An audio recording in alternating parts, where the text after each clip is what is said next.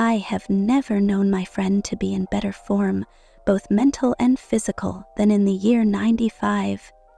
His increasing fame had brought with it an immense practice, and I should be guilty of an indiscretion if I were even to hint at the identity of some of the illustrious clients who crossed our humble threshold in Baker Street. Holmes, however, like all great artists, lived for his art's sake, and, save in the case of the Duke of Holderness, I have seldom known him claim any large reward for his inestimable services. So unworldly was he, or so capricious, that he frequently refused his help to the powerful and wealthy where the problem made no appeal to his sympathies, while he would devote weeks of most intense application to the affairs of some humble client whose case presented those strange and dramatic qualities which appealed to his imagination and challenged his ingenuity. In this memorable year 95, a curious and incongruous succession of cases had engaged his attention, ranging from his famous investigation of the sudden death of Cardinal Tosca,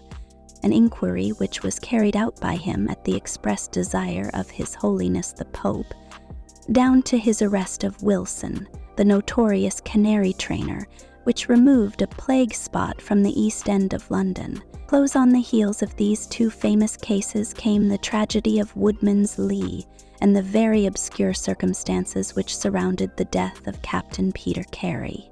No record of the doings of Mr. Sherlock Holmes would be complete which did not include some account of this very unusual affair. During the first week of July, my friend had been absent so often and so long from our lodgings that I knew he had something on hand.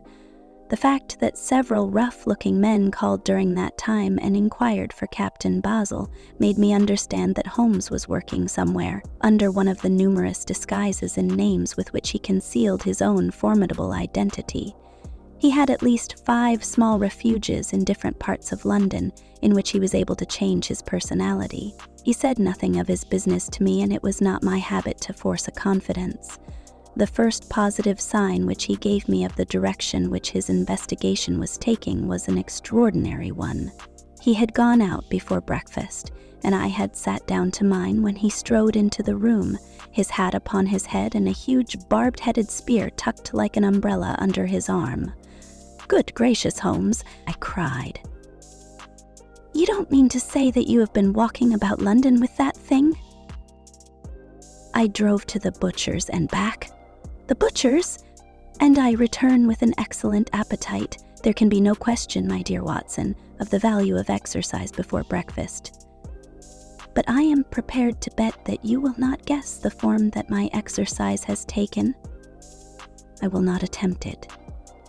He chuckled as he poured out the coffee. "You could have looked into Allardyce's back shop. You would have seen a dead pig swung from a hook in the ceiling, and a gentleman in his shirt sleeves furiously stabbing at it with this weapon. I was that energetic person, and I have satisfied myself that by no exertion of my strength can I transfix the pig with a single blow. Perhaps you would care to try?" "Not for worlds. But why were you doing this?" "Because it seemed to me to have an indirect bearing upon the mystery of Woodman's Lee. Ah, Hopkins, I got your wire last night, and I have been expecting you. Come and join us." Our visitor was an exceedingly alert man, 30 years of age, dressed in a quiet tweed suit, but retaining the erect bearing of one who was accustomed to official uniform. I recognized him at once as Stanley Hopkins, a young police inspector for whose future Holmes had high hopes, while he in turn professed the admiration and respect of a pupil for the scientific methods of the famous amateur. Hopkins's brow was clouded, and he sat down with an air of deep dejection. "No, thank you, sir. I breakfasted before I came round. I spent the night in town, for I came up yesterday to report." "And what had you to report?" "Failure, sir. Absolute failure." "You have made no progress?" "None." "Dear me. I must have a look at the matter." "I wish to heavens that you would, Mr. Holmes. It's my first big chance, and I am at my wit's end. For goodness sake, come down and lend me a hand." "Well, well. It just happens that I have already read all the available evidence, including the report of the inquest, with some care. By the way, what do you make of that tobacco pouch found on the scene of the crime? Is there no clue there?" Hopkins looked surprised. "It was the man's own pouch, sir.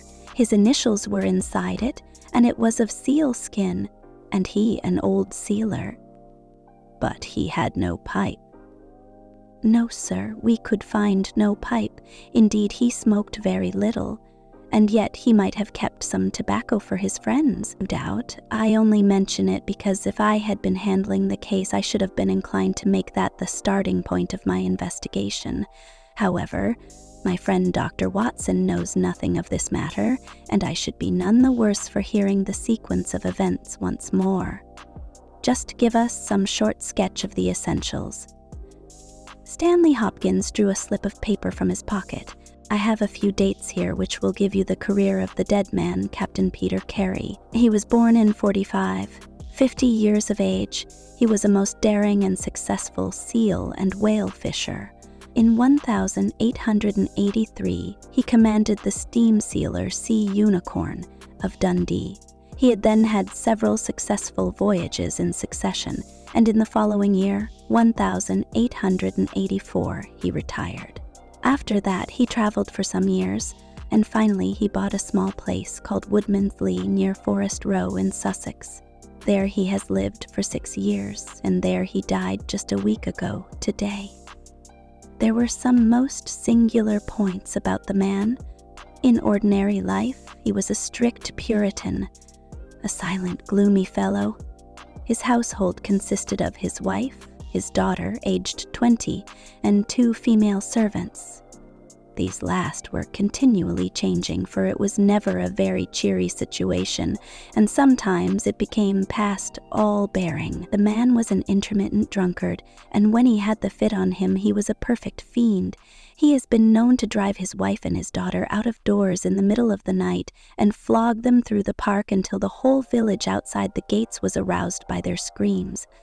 Was summoned once for a savage assault upon the old vicar, who had called upon him to remonstrate with him upon his conduct. In short, Mr. Holmes, you would go far before you found a more dangerous man than Peter Carey, and I have heard that he bore the same character when he commanded his ship. He was known in the trade as Black Peter, and the name was given him not only on account of his swarthy features and the color of his huge beard, but for the humors which were the terror of all around him. I need not say that he was loathed and avoided by every one of his neighbors, and that I have not heard one single word of sorrow about his terrible end. You must have read in the account of the inquest about the man's cabin, Mr. Holmes, but perhaps your friend here has not heard of it. He had built himself a wooden outhouse, he always called it the cabin, a few hundred yards from his house, and it was here that he slept every night. It was a little single-roomed hut, 16 feet by 10. He kept the key in his pocket, made his own bed, cleaned it himself, and allowed no other foot to cross the threshold. There were small windows on each side, which were covered by curtains and never opened. One of these windows was turned towards the high road, and when the light burned in it at night, the folk used to point it out to each other and wonder what Black Peter was doing in there. That's the window, Mr. Holmes, which gave us one of the few bits of positive evidence that came out at the inquest.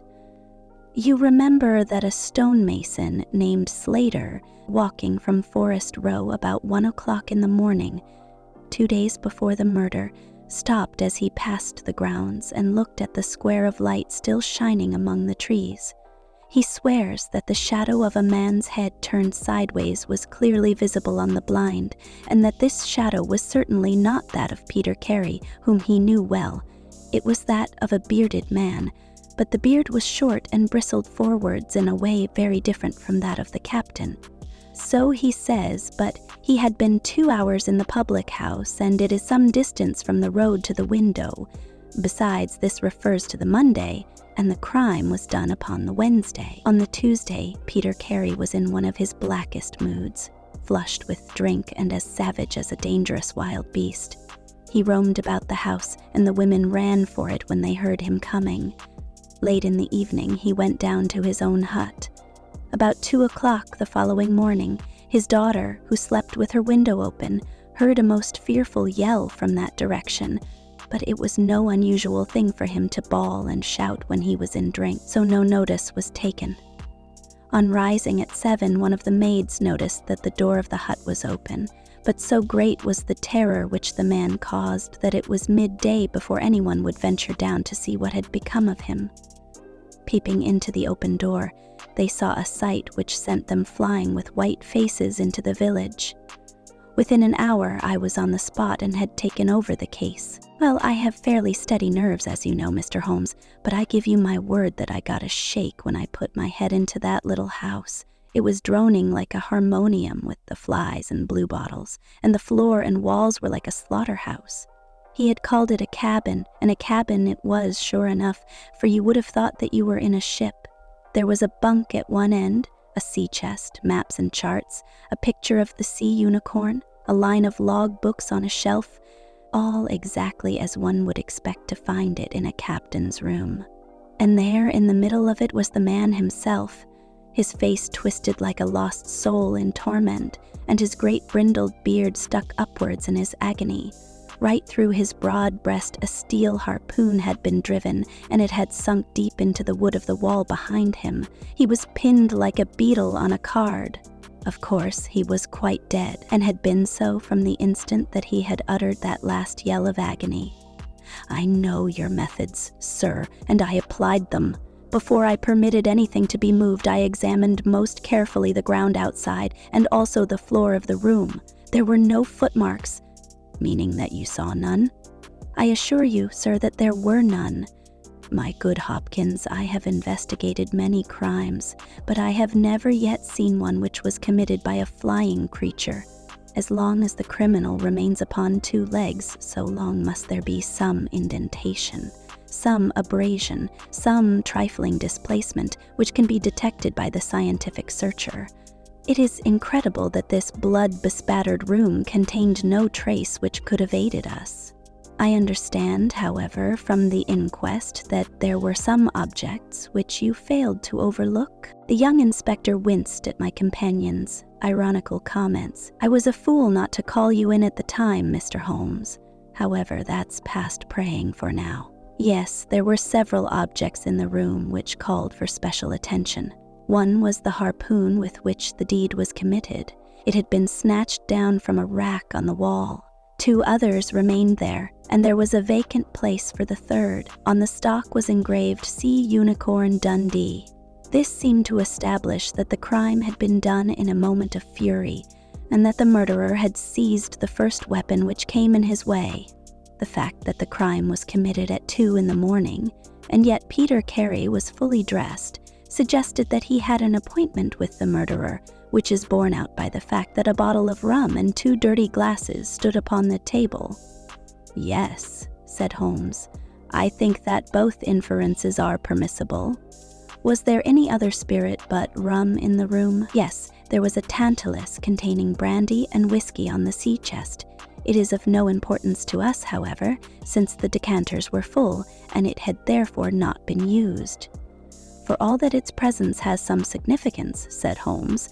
However, let us hear some more about the objects which do seem to you to bear upon the case.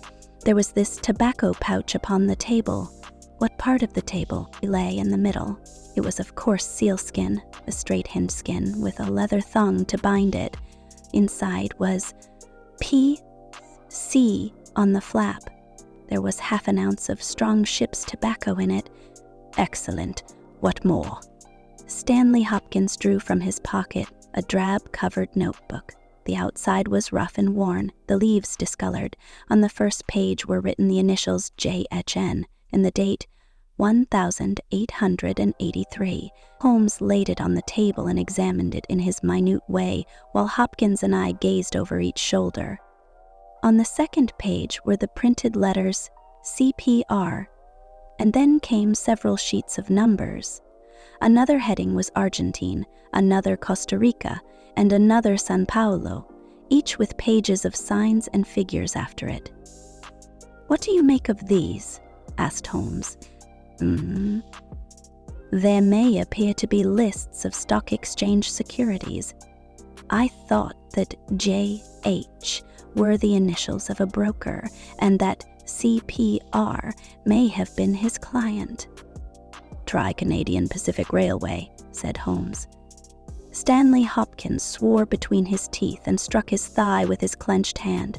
"What a fool I have been," he cried. "Of course, it is as you say. Then J.H. are the only initials we have to solve. I have already examined the old stock exchange lists, and I can find no one in 1883, either in the house or among the outside brokers whose initials correspond with these. Yet I feel that the clue is the most important one that I hold.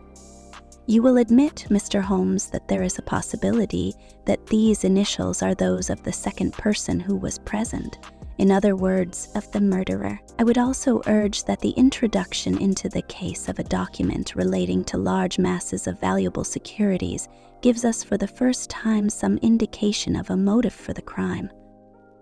Sherlock Holmes's face showed that he was thoroughly taken aback by this new development. "I must admit both your points," said he. "I confess that this note in Alcoholic Endorphin book, which did not appear at the inquest, modifies any views which I may have formed. I had come to a theory of the crime in which I can find no place for this. Have you endeavored to trace any of the securities here mentioned?"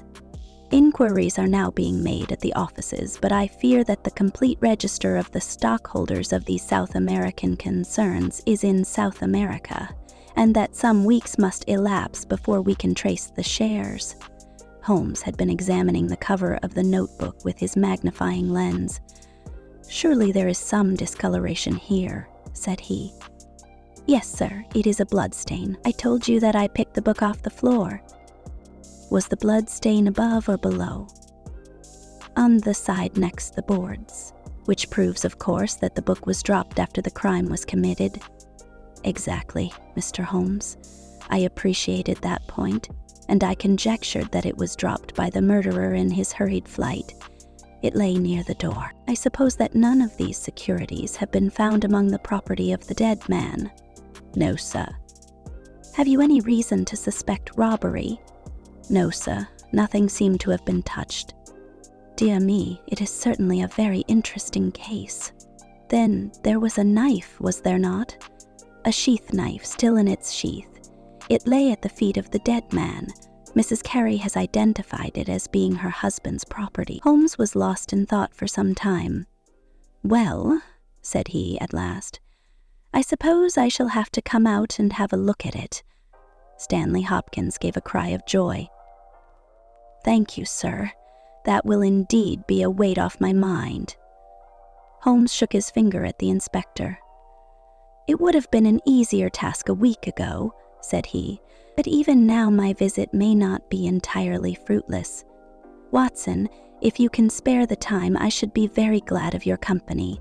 If you will call a four-wheeler, Hopkins, we shall be ready to start for Forest Row in a quarter of an hour." Alighting at the small wayside station, we drove for some miles through the remains of widespread woods, which were once part of that great forest which for so long held the Saxon invaders at bay, the impenetrable Weald, for 60 years the bulwark of Britain. Vast sections of it have been cleared, for this is the seat of the first ironworks of the country, and the trees have been felled to smelt the ore. Now the richer fields of the north have absorbed the trade, and nothing save these ravaged groves and great scars in the earth show the work of the past. Here, in a clearing upon the green slope of a hill, stood a long, low stone house, approached by a curving drive running through the fields. Nearer the road, and surrounded on three sides by bushes, was a small outhouse, one window and the door facing in our direction. It was the scene of the murder. Stanley Hopkins led us first to the house, where he introduced us to a haggard, gray-haired woman, the widow of the murdered man, whose gaunt and deep-lined face, with the furtive look of terror in the depths of her red-rimmed eyes, told of the years of hardship and ill usage which she had endured. With her was her daughter, a pale, fair-haired girl whose eyes blazed defiantly at us as she told us that she was glad that her father was dead and that she blessed the hand which had struck him down. It was a terrible household that Black Peter Carey had made for himself, and it was with a sense of relief that we found ourselves in the sunlight again and making our way along a path which had been worn across the fields by the feet of the dead man. The outhouse was the simplest of dwellings, wooden-walled, shingle-roofed, one window beside the door and one on the farther side. Stanley Hopkins drew the key from his pocket and had stooped to the lock when he paused with a look of attention and surprise upon his face. "Someone has been tampering with it," he said. There could be no doubt of the fact. The woodwork was cut and the scratches showed white through the paint as if they had been that instant done. Holmes had been examining the window. Someone has tried to force this also.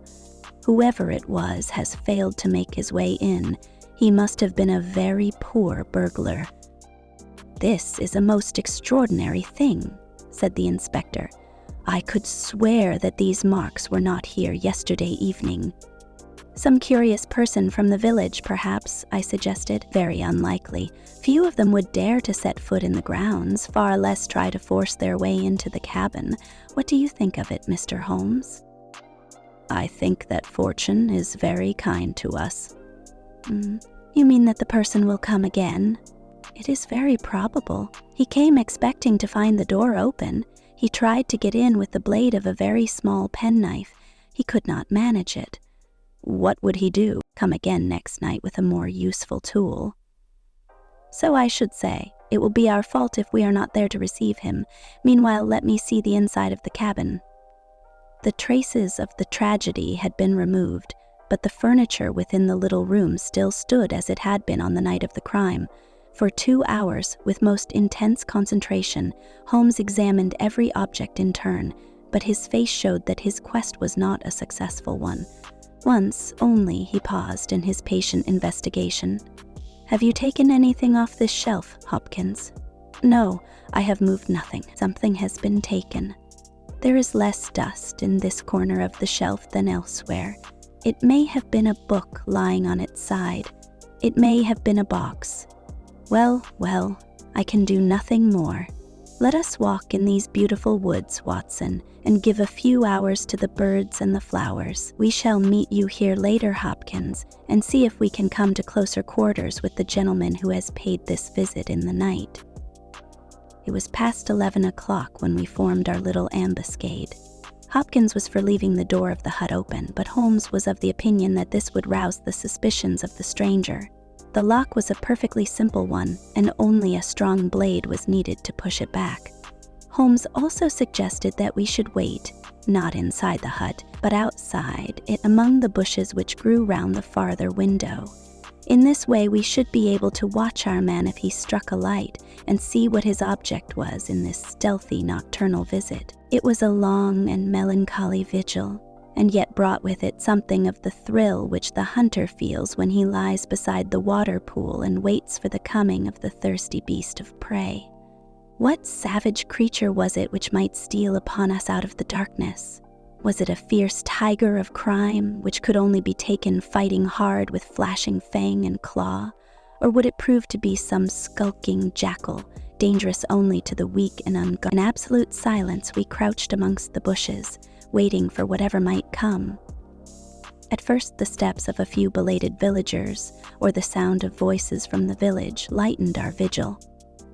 But one by one, these interruptions died away, and an absolute stillness fell upon us, save for the chimes of the distant church, which told us of the progress of the night, and for the rustle and whisper of a fine rain falling amid the foliage which roofed us in. 2:30 had chimed, and it was the darkest hour which precedes the dawn, when we all started as a low but sharp click came from the direction of the gate.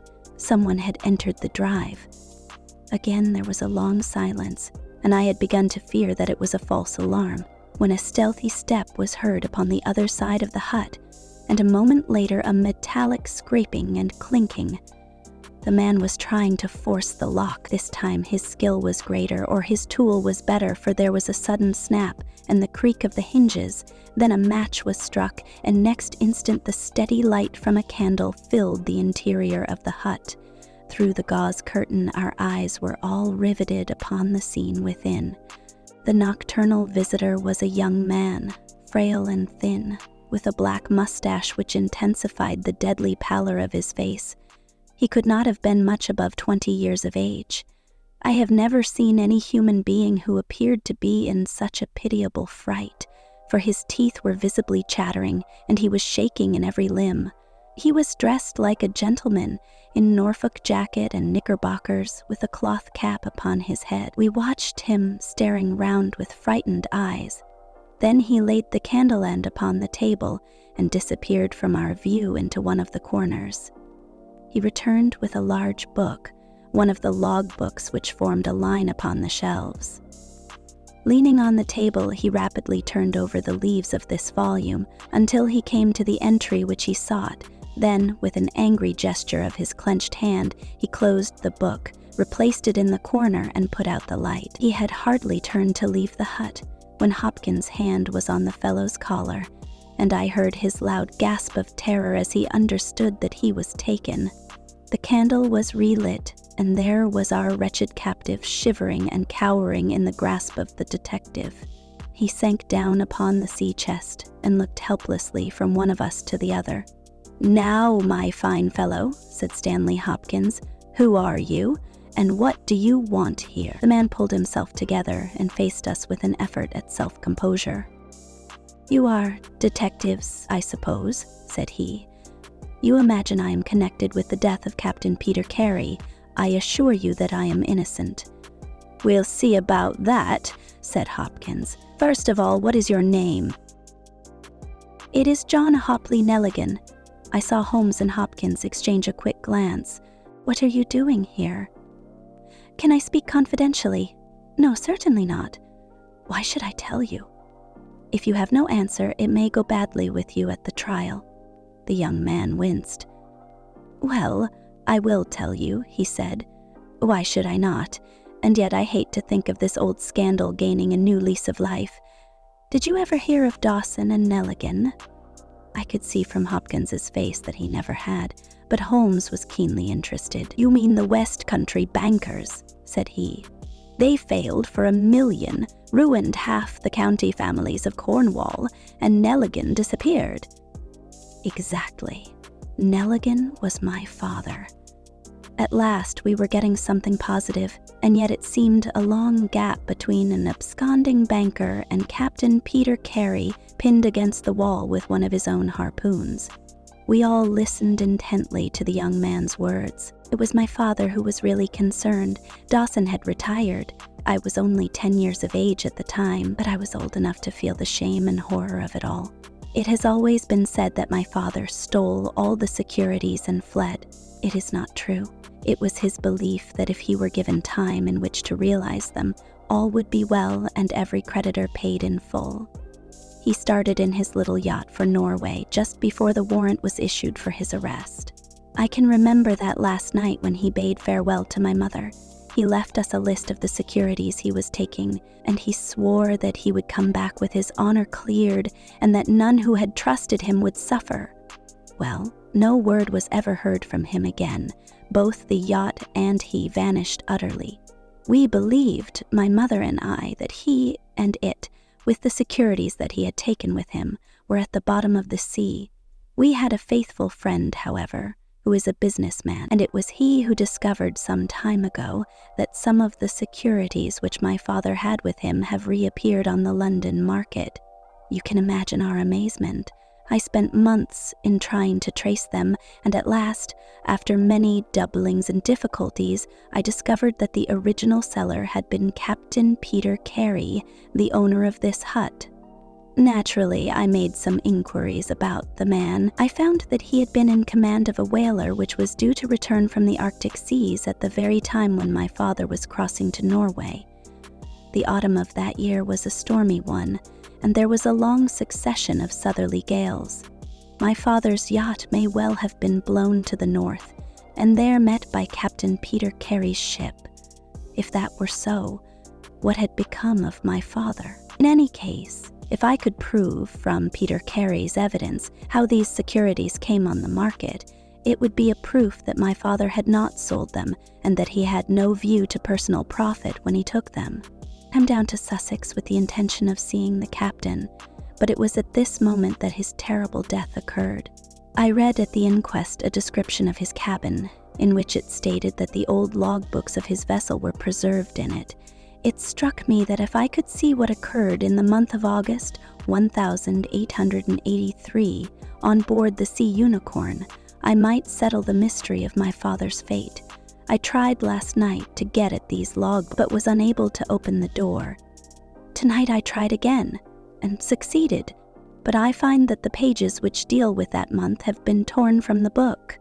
It was at that moment I found myself a prisoner in your hands." "Is that all?" asked Hopkins. "Yes, that is all." His eyes shifted as he said it. "You have nothing else to tell us?" He hesitated. "No, there is nothing." "You have not been here before last night?" "No." "Then how do you account for that?" cried Hopkins as he held up the damning notebook, with the initials of our prisoner on the first leaf and the blood stain on the cover. The wretched man collapsed. He sank his face in his hands and trembled all over. "Where did you get it?" he groaned. "I did not know.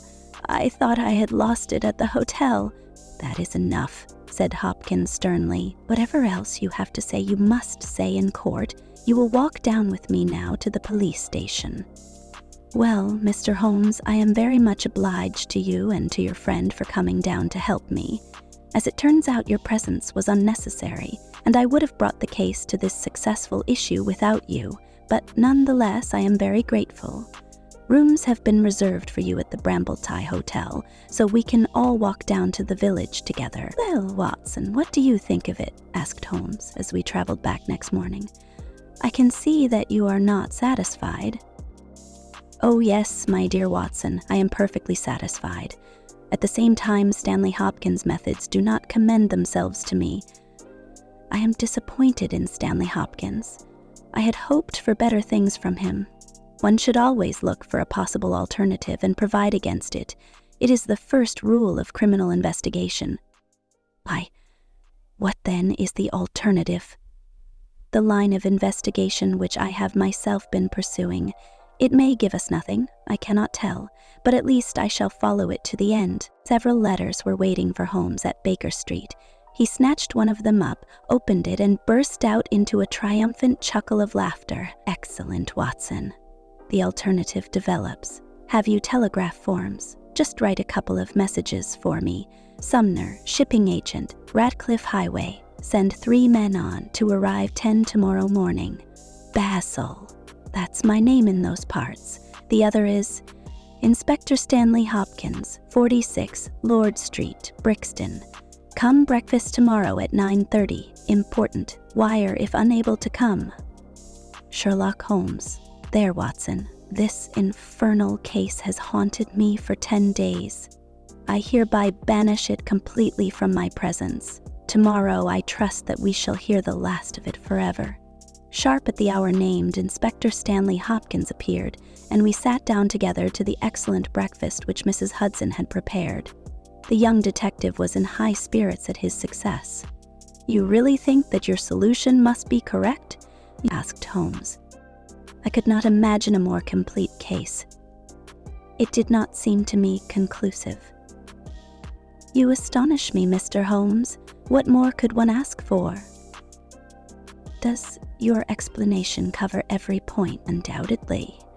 I find that young Nelligan arrived at the Brambletie Hotel on the very day of the crime.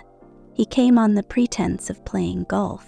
His room was on the ground floor, and he could get out when he liked.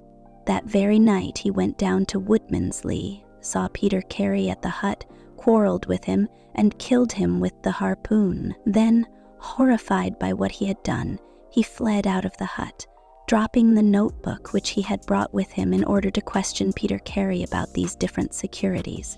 You may have observed that some of them were marked with ticks and the others, the great majority, were not. Those which are ticked have been traced on the London market, but the others presumably were still in the possession of Carey, and young Nelligan, according to his own account, was anxious to recover them in order to do the right thing by his father's creditors. After his flight, he did not dare to approach the hut again for some time, but at last he forced himself to do so in order to obtain the information which he needed. Surely that is all simple and obvious. Holmes smiled and shook his head. It seems to me to have only one drawback, Hopkins, and that is that it is intrinsically impossible. Have you tried to drive a harpoon through a body? No? Tut, tut, my dear sir, you must really pay attention to these details. My friend Watson could tell you that I spent a whole morning in that exercise. It is no easy matter, and requires a strong and practiced arm. But this blow was delivered with such violence that the head of the weapon sank deep into the wall. Do you imagine that this anemic youth was capable of so frightful an assault? Is he the man who hobnobbed in rum and water with Black Peter in the dead of the night? Was it his profile that was seen on the blind 2 nights before? No, no, Hopkins. It is another and a more formidable person for whom we must seek. The detective's face had grown longer and longer during Holmes's speech. His hopes and his ambitions were all crumbling about him, but he would not abandon his position without a struggle. You can't deny that Nelligan was present that night, Mr. Holmes. The book will prove that. I fancy that I have evidence enough to satisfy a jury, even if you are able to pick a hole in it. Besides, Mr. Holmes, I have laid my hand upon my man. As to this terrible person of yours, where is he? I rather fancy that he is on the stair, said Holmes serenely. I think, Watson, that you would do well to put that revolver where you can reach it. He rose and laid a written paper upon a side table. Now we are ready, said he. There had been some talking in gruff voices outside, and now Mrs. Hudson opened the door to say that there were 3 men inquiring for Captain Basil. Show them in one by one, said Holmes. The first who entered was a little Ribson Pippin of a man with ruddy cheeks and fluffy white side whiskers. Holmes had drawn a letter from his pocket. What name? He asked. James Lancaster. I am sorry, Lancaster, but the berth is full. Here is half a sovereign for your trouble. Just step into this room and wait there for a few minutes. The second man was a long, dried-up creature with lank hair and sallow cheeks. His name was Hugh Pattens. He also received his dismissal, his half-sovereign, and the order to wait. The third applicant was a man of remarkable appearance. A fierce bulldog face was framed in a tangle of hair and beard, and 2 bold, dark eyes gleamed behind the cover of thick, tufted, overhung eyebrows. He saluted and stood sailor fashion, turning his cap round in his hands. Your name? Asked Holmes. Patrick Cairns. Harpooner? Yes, sir. 26 voyages? Dundee, I suppose? Yes, sir. And ready to start with an exploring ship? Yes, sir. What wages? £8 a month. Could you start at once? As soon as I get my kit. Have you your papers? Yes, sir. He took a sheaf of worn and greasy forms from his pocket. Holmes glanced over them and returned them. You are just the man I want, said he. Here's the agreement on the side table. If you sign it, the whole matter will be settled. The seaman lurched across the room and took up the pen. Shall I sign here? He asked, stooping over the table. Holmes leaned over his shoulder and passed both hands over his neck. This will do, said he. I heard a click of steel and a bellow like an enraged bull.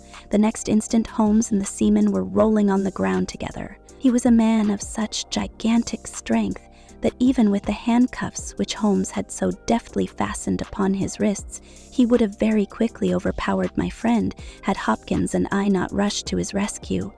Only when I pressed the cold muzzle of the revolver to his temple did he at last understand that resistance was vain. We lashed his ankles with cord and rose breathless from the struggle. I must really apologize, Hopkins, said Sherlock Holmes. I fear that the scrambled eggs are cold. However, you will enjoy the rest of your breakfast all the better, will you not, for the thought that you have brought your case to a triumphant conclusion?" Stanley Hopkins was speechless with amazement. "I don't know what to say, Mr. Holmes," he blurted out at last with a very red face. "It seems to me that I have been making a fool of myself from the beginning.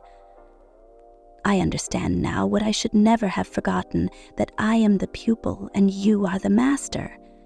Even now I see what you have done, but I don't know how you did it or what it signifies." "Well, well," said Holmes good-humoredly, "you all learn by experience, and your lesson this time is that you should never lose sight of the alternative. You were so absorbed in young Nelligan that you could not spare a thought to Patrick Cairns, the true murderer of Peter Carey." The hoarse voice of the seaman broke in on our conversation. "See here, mister," said he. "I make no complaint of being manhandled in this fashion, but I would have you call things by their right names. You say I murdered Peter Carey. I say I killed Peter Carey, and there's all the difference. Maybe you don't believe what I say. Maybe you think I am just slinging you a yarn." "Not at all," said Holmes. "Let us hear what you have to say." It soon told, and by the Lord, every word of it is truth. I knew Black Peter, and when he pulled out his knife, I whipped a harpoon through him sharp, for I knew that it was him or me. That's how he died. You can call it murder. Anyhow, I'd as soon die with a rope round my neck as with Black Peter's knife in my heart.